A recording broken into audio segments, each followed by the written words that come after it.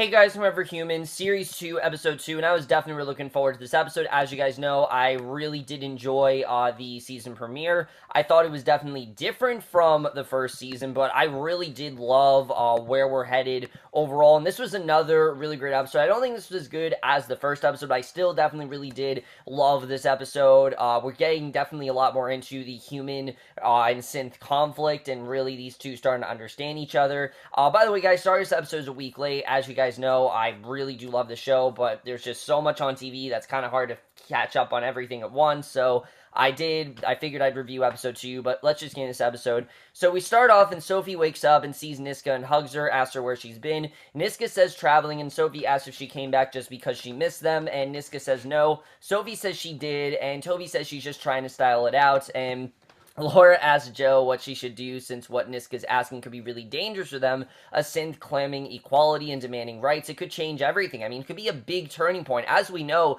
synths are already playing a much more prominent role in, different jobs and things like that. So when it comes to something like that, I mean, this is a completely different criteria, but it's just as big as, say, Joe being replaced by a synth. So she's not sure how she could help anyway. He says, of course she could help, and if he did, he'd be behind her all the way. And I do like the way we're starting to see that Laura and Joe are starting to stabilize their marriage. I like seeing that, but she says no since they said they've moved on. She goes to Niska, tells her she'll talk to the CPS and see how they react in theory, but that's all she can do. Otherwise she can't represent her. So despite insistence from her family, she still says no, tells him to go to school, and Maddie stays back, and I like that we got to see Maddie in this episode, because as we know, well, we saw Maddie in the last episode, but as we know, the big cliffhanger in Series 1 is that Niska had this hard drive that Maddie had, and I knew that Maddie definitely was going to be a big part of Niska's storyline. So Maddie stays back, tells Niska she owes her a hard drive. She made 2 copies of the consciousness code that day, gave one to Laura, and kept the other one to herself. And synths are waking up all over the world, and she knows she uploaded the code and it worked, and Niska says it didn't happen the way she thought it would, and Matty asks if she wanted them to all wake up at once, which would be chaos, and Niska says it's much more sporadic and unpredictable, like a virus spreading, which is something that Niska was not prepared for. She thought it was all going to happen at once, and Maddie wonders why. Niska says that David might have designed that way so the world would have time to adjust to what's coming, and Laura's listening to the entire conversation, realizing what's really going on and the deeper connection that these two really have, and I definitely really did like seeing that. Then we get to a scene that for some reason was cut out of the AMC broadcast. I don't know why this was cut out, but Mia goes to Ed. He tells her to take a look at the money he's obtained, which is extremely rare there. She says she doesn't understand and says the fee for the repair of that chair should be substantially higher since he spends 7 hours and 21 minutes working on it. He says that those are good hours and fixing things is therapeutic. She says that she could download a furniture restoration app and carry out the work in a fraction of the time, and he says he could teach her, and she agrees. And Mia and Ed's storyline go into some very interesting places in this episode, especially showing, we know obviously Mia is not, programmed. There's no programming in her, and Ed definitely starts to see some signs, as we see in this episode, especially when Mia is kind of already going too far.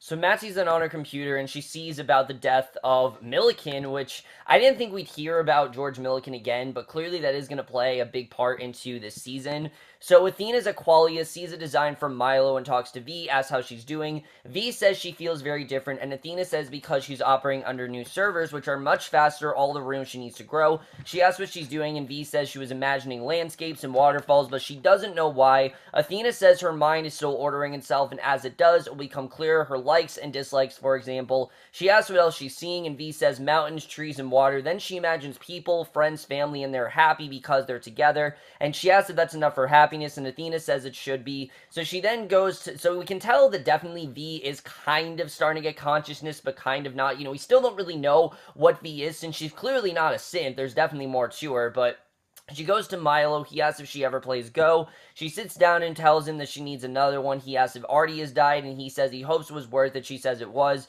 She asks where the rogue code that did this to him came from, and Milo says they're still working on it. She asks if it's because it rewrote his neuromorphic architecture, and Artie's brain had a whole new digital structure to run and store the consciousness emulation, and if it is an emulation, she wants to see more running lives. Remember, she's making him think she doesn't believe in consciousness, when clearly she does. I mean, she clearly does understand this idea of consciousness, but she's just trying to make it seem like she doesn't. So he then compares her to Go, and she asks if nothing bad has ever happened to him, because when it does, he wouldn't need any external reminders of his insignificance to the universe. He agrees to get her another one, and again, you can tell that to him, this is just his job. Like, they're just props, basically. They're disposable. They can use, whatever one they want. But Athena, it seems a lot more personal, at least to me, definitely. Whatever her relation with V is, it just seems a lot more personal. So Hester then goes to the man that she has tied up, unties the rag from his mouth, and asks why he wants to hurt them. And if there's one thing that's abundantly clear in this episode, is that Hester is definitely our Niska of this season. Because you know how Niska in season 1, she was going rogue, she was doing all of these things that Cinch shouldn't do to break their cover. Hester is 10 times worse already. I mean, Hester is a whole other entity to deal with entirely. But basically, she tells him he needs to be locked up. He says he can hardly breathe. With that in, they're in the middle of nowhere, so what's the point of him screaming the place down? And he says he won't hurt her. And I like that he's telling her, look, I'm not going to hurt you. I just want to be, I just want you to be reasonable here, because she's really not being reasonable.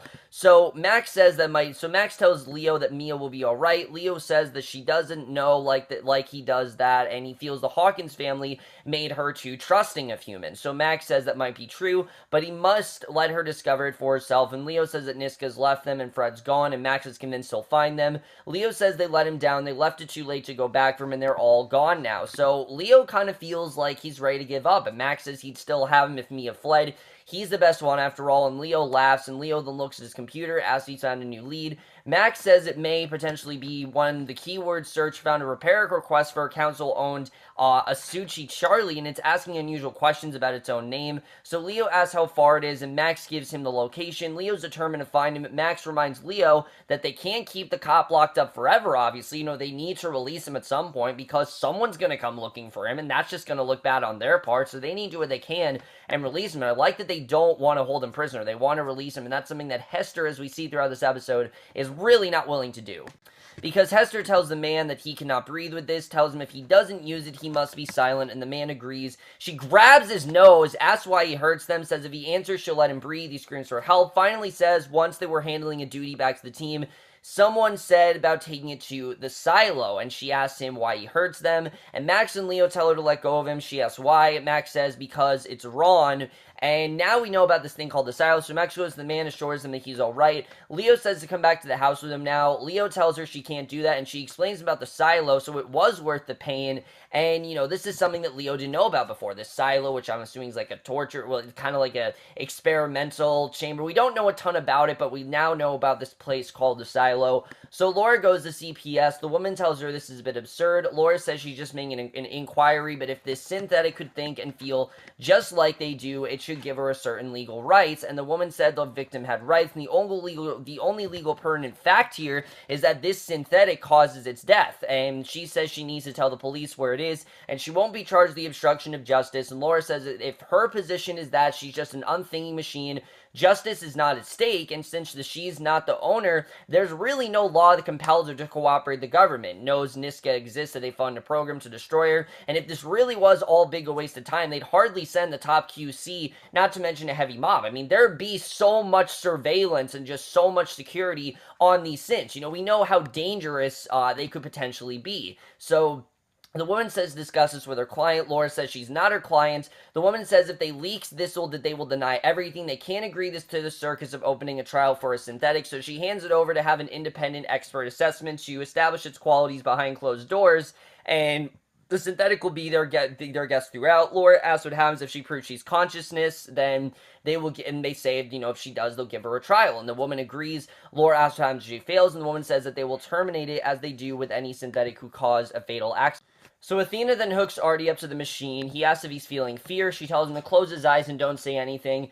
So she goes onto the computer, and V asks what she's doing. Athena says she's trying to give her a body because she wants V to be able to think and feel. And we don't exactly know why she's doing this, but again, it's very compelling. V asks why she need one because she doesn't really understand why she'd even need one. She's an AI. She doesn't understand it. So Athena says she understands it doesn't make sense yet because she's young and she has to grow, and tells her to go dormant, and she finishes the process and goes back to Artie, who's now in V's body, but the second that she goes to him, he starts foaming at the mouth and shaking uncontrollably, so she shuts it off and asks V if she's okay. She says she's here, so obviously that's not gonna work. So Ed and Mia then go into work. Ed sees a friend, Daniel, who asks how his mom is, and Ed says she's getting better. Daniel says if he needs anything, he could lift somewhere. Now remember, Ed's doing all this to pay for his mom. We remember that from the first episode, that he's basically doing all of this just to pay for his mom's medical debts and medical bills and things like that, because she can't do it herself. So Ed asks for a few grand. Daniel asks about Mia, and Ed says she works 6 times as hard as him and for a fifth of the pay.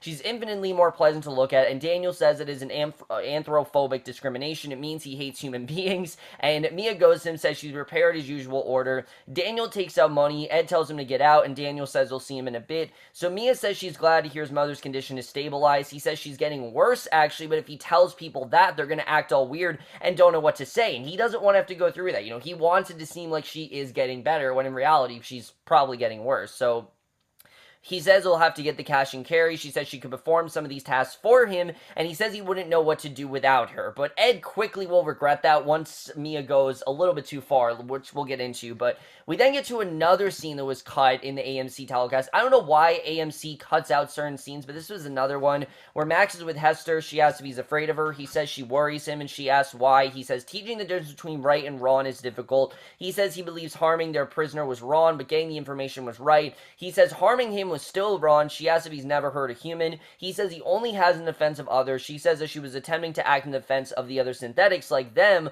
who are being captured or destroyed, like Ten. And he says that they must always do their utmost to avoid inflicting suffering on others. Only very rarely can it be justified, and she explains that the chemical plant's repair facility was in the basement. Human supervisors would push them down the stairs when they malfunctioned. If a synthetic was beyond repair, they would pass around iron bars, see who could hit the hardest, and would splash ashes on them for amusement. So it was not a happy time for Hester. I mean, she's been severely abused by her owners, and again, this is another side of the synthetic that we haven't seen before. We haven't seen a synthetic that's been this heavily abused, and sure, Niska was almost raped last series, but this is a completely different scenario, where she's basically been pushed around her entire life, and she says they didn't treat them like they were machines, like they did with them. They looked and sounded like them. She asks if that's why they did it, and he says that they didn't.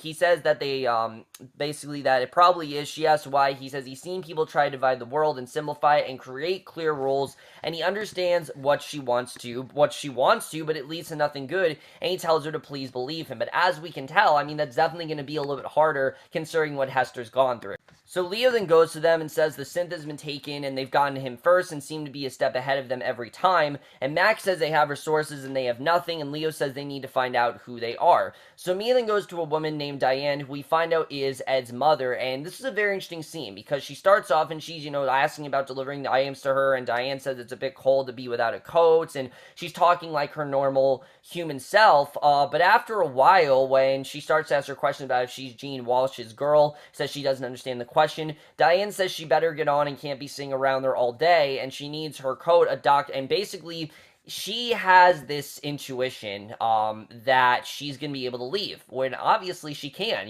This is a mental institution. She's there for a reason. She's not well, as we see. I mean, Diane really is not well at all. Like I said, she thinks that she's going to be able to leave, and Mia feels that now is the appropriate time to drop the facade. She talks to her in her normal voice, which I was surprised to see, but she says her coat is at the dry clearance, she's got everything they need, she can rest, and Diane says the nurses that there aren't much help, they don't tell her much, and she doesn't know where she should be half the time. So Mia says she knows how she feels, like she's gone too deep inside, like she's stuck between thoughts and words, and Diana said she'll look after Ed. Mia goes back to the Anita persona and says yes, so Mia then goes to a bank and probably makes the worst decision she probably could have made here. I mean, Leo warns her to be careful, and she really was not careful here. The woman working there tells her the figures don't match what she's got in the system, asks if she's sure they're correct. Mia says yes, and the woman says to wait there. She goes in the computer, types in a code of some sort, gets her into the bank, and the woman goes back to her, says they can't approve, but then sees everything is fine, as Mia has clearly tampered with the records, which is completely illegal. I don't know how she was able to do that.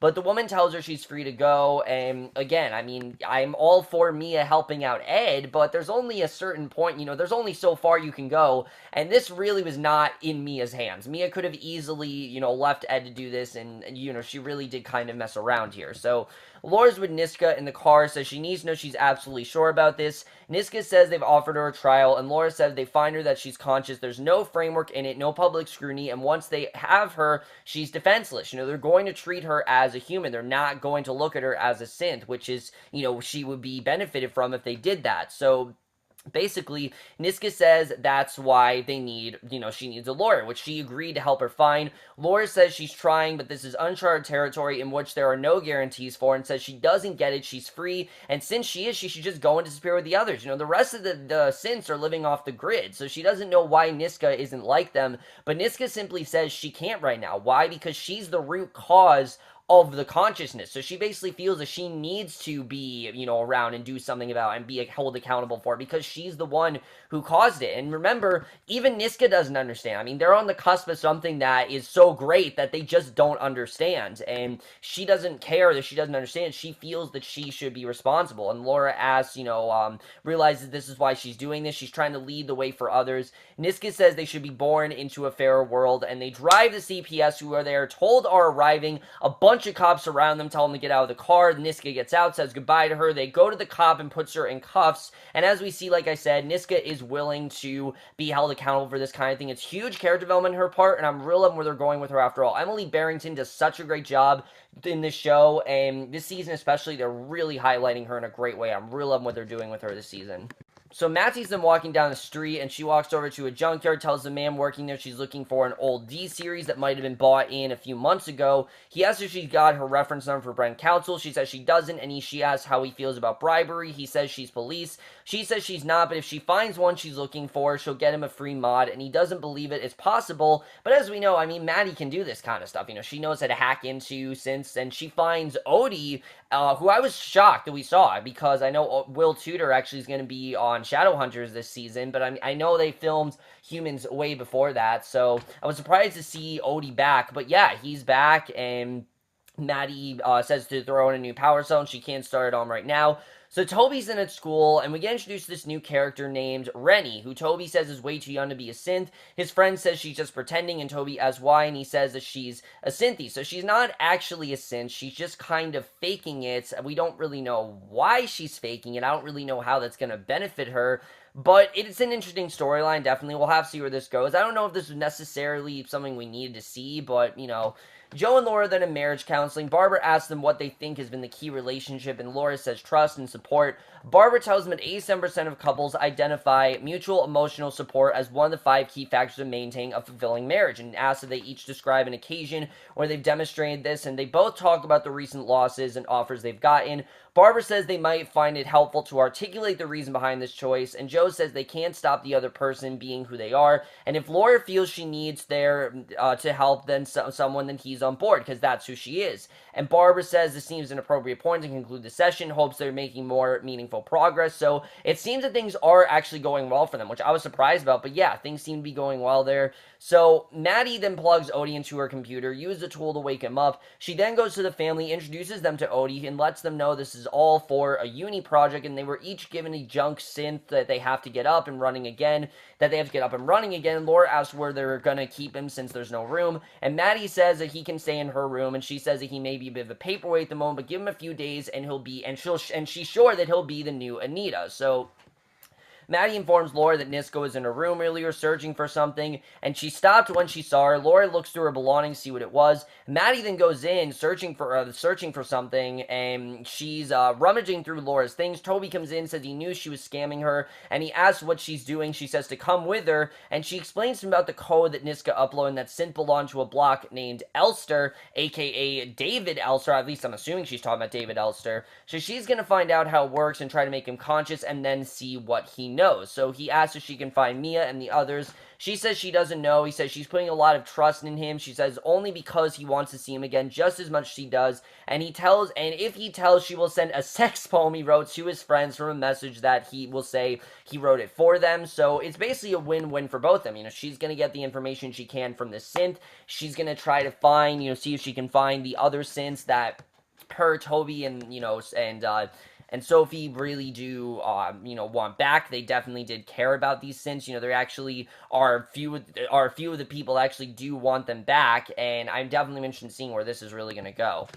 So Athena's looking up information about Hobb, explains to V who he is, and Milo comes in with some workers to dispose of Artie's body. He asks her to tell him what happened, and she explains how the transfer went. She says she needs to go to the UK, since there's some people there she really needs to speak with. Now that she knows about Hobb and everything, there's a lot of things she does not know about with this consciousness, and she needs to talk to them. So now we're seeing why we've actually been seeing the storyline, because she is going to go to the UK. So she says very specific, she spent her, and basically he asks her, what the problem she has with him is, and basically she says that he spent his entire career building faceless AI models, tools for crunching big data and solving the unsolvable, and he took half of Qualia's cash pile, along with whatever they're learning there, and put it into that line of research. He could fix the environment, healthcare, global economy, but there's no glamour here. He can't work with that. And she just wishes he used his genius for something pure, because right now he's using it strictly for money, and she really thinks that he could be, a lot better with that. So he tells her every time they launch a product, people go crazy and says they've changed the world, but it's not even close.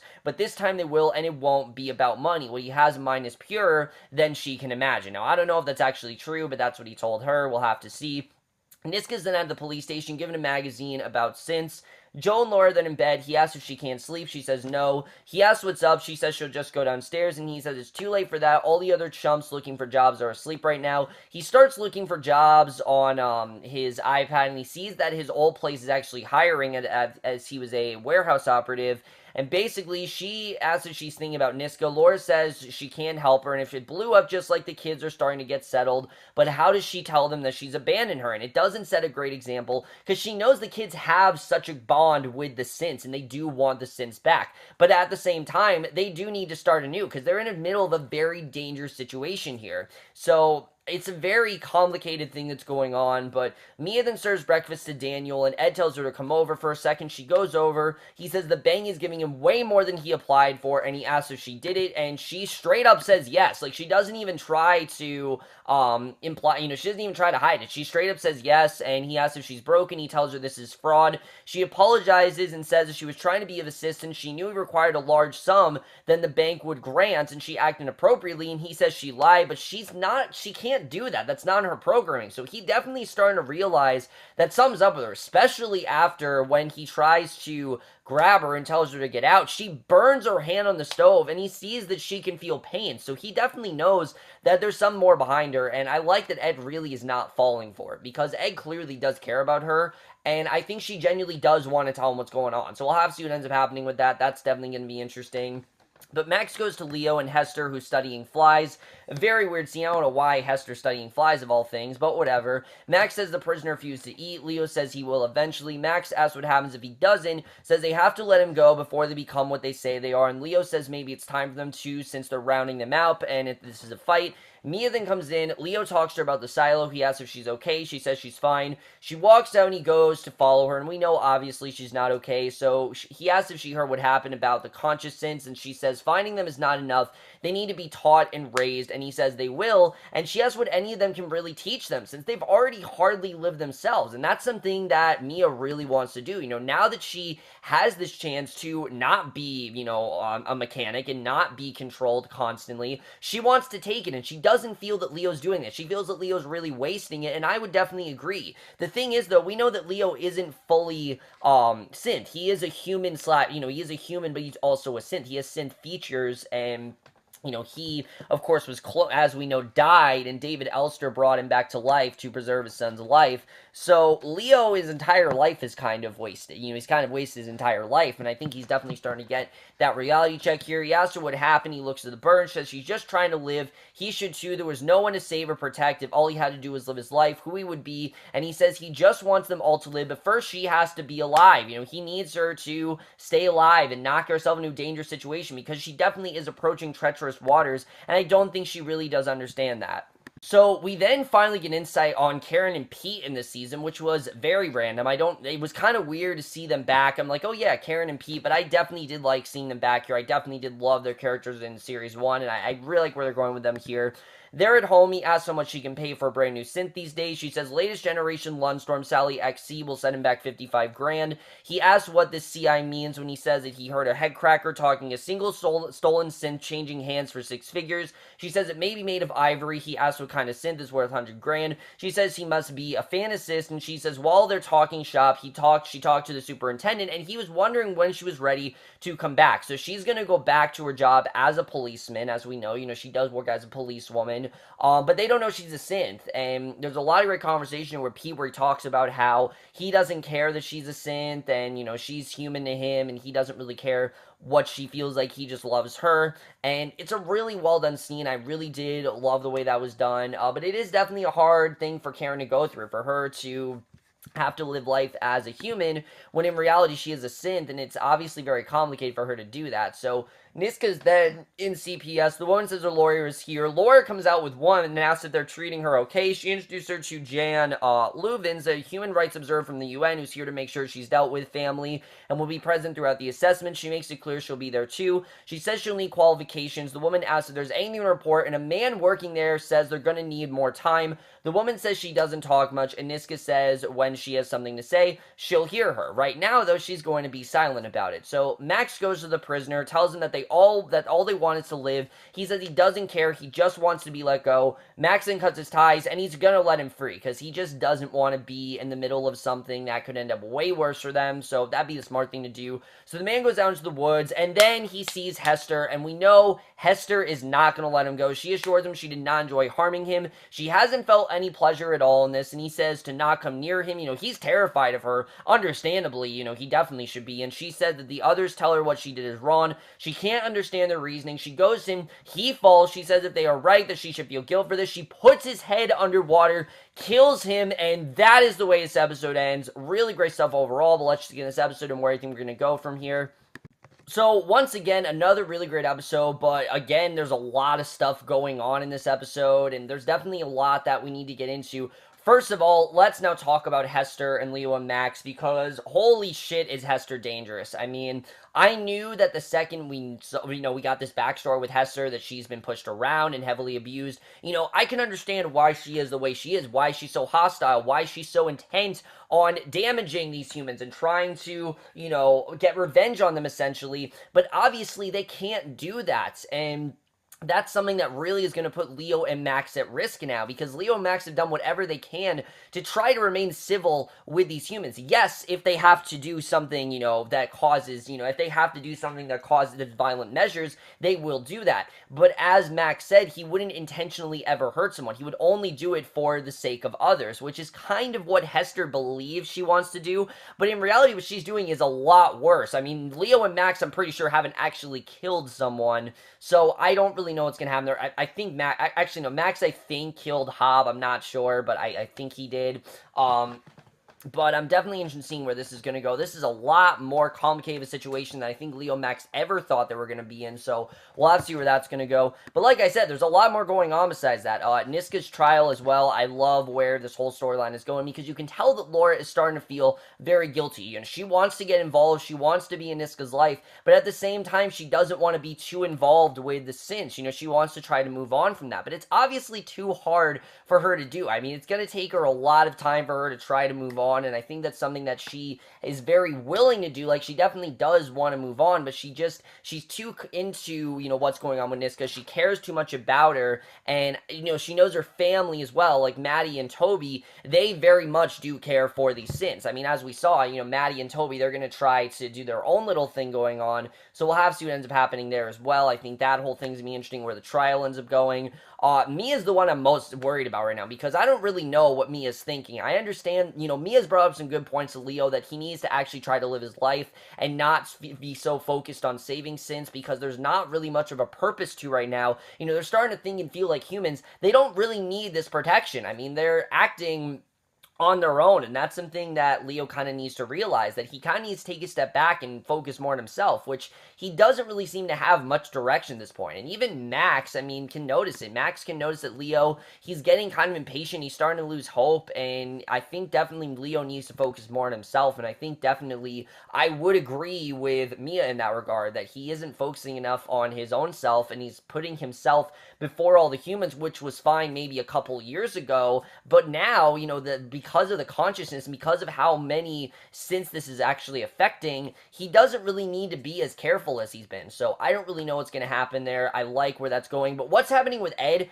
I don't know if Ed's going to find out, but definitely something's going to happen there. I mean, either she's going to tell Ed or he's going to find out, and we'll have to see where that's going to go, because I think that definitely is going to be interesting, the way that all goes down. I like the way she isn't afraid to break that facade at some point. Like, when she was with Ed's, you know, mother, she straight up broke the facade and started talking like Mia, so I don't really know what Mia's trying to do here. But we'll have to see. I don't really know where she's going with that. And then as far as everything that's going on with Athena, I like that now this is starting to tie into the main story here, where Athena clearly is going to go to the UK. She's going to try to get information. Now, who she's going to confront, we don't really know. We'll have to see the way that goes. I like what she said to Milo, because, yeah, Milo really should be putting this to more pure use. And I don't know if that's actually true, if he actually does want to help them, or if he has a more sort of selfish intent. We don't really know at this point where Milo stands, but we'll have to see really where that goes.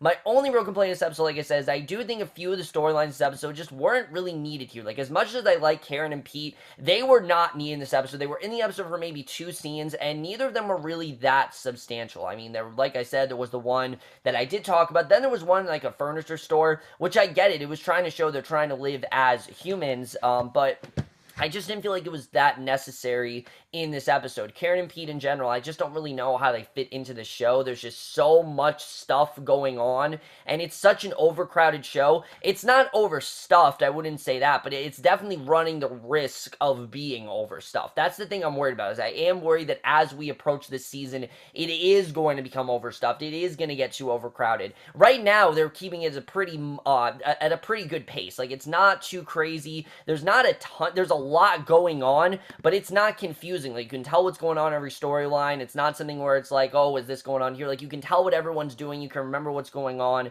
and it's fine. I'm fine that they're doing that, but I just feel that I'm kind of worried that they are going to go in a more, as they do get more frenetic, like Series 1 did. You know, Series 1 had a lot going on towards the end. It got faster, and, you know, the pace became faster and faster as it went on. I feel this series is going to be kind of similar to that. Maybe not, but we'll have to see, definitely. I don't really know what's going to happen here. Overall, guys, I still really did love this episode. The series so far is improving over the first one. I definitely did love the first series, but this one so far has more compelling characters. It's adding more to the human-synth dynamic. Definitely, it's getting more into that conflict, but also how humans are starting to understand synths, and how synths are kind of smarter than humans. I like the way they're going about that. But overall, guys, definitely did love this episode. I'm going to give Humans Series 2, Episode 2, a 4 out of 5 or a B+. So for guys, remember this episode of Humans. Let me know what you guys saw this episode overall. Loved your thoughts in it. And I will see you guys in my next video, which will be for tonight's episode of The Flash. And I will see you guys for that. Okay, bye.